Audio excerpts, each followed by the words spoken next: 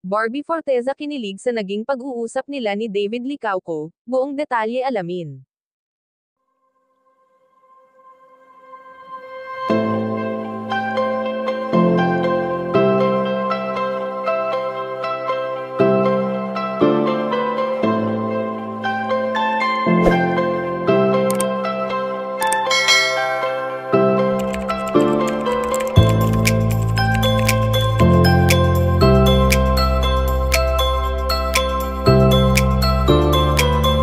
Patuloy na pinag-uusapan ngayon sa social media ang pagpapakilig ng tambalang barda na kinuha sa pangalan nina Barbie Forteza at David Licauco.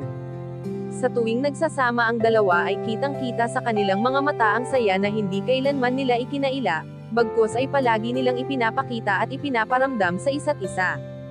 Bagamat may umalis man sa buhay ni Barbie Forteza at ito nga ay walang iba kundi ang ex-boyfriend nitong si Jack Roberto na minsan nang nagbigay ng kaligayahan sa dalaga na ngayon ay lungkot naman ang kanyang nararamdaman. Hindi madali para kay Barbie Forteza ang kalimutan na lang basta ang mga pinagsamahan nila ni Jack Roberto, kaya naman minamabuti niya na lamang na maging busy nang sa ganon ay makalimot siya kahit papaano.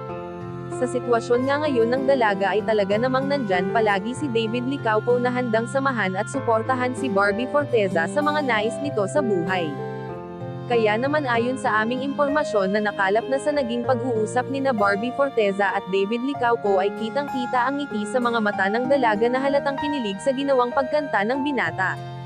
Sa ngayon nga na maingay ang pangalan ng barda ay nakakasiguro naman ang magkatambal na marami pa ang dapat nating abangan at mas marami pang kilig ang ating mararanasan. Kayo mga kachika, anong masasabi nyo dito? Please leave the comment and don't forget to subscribe.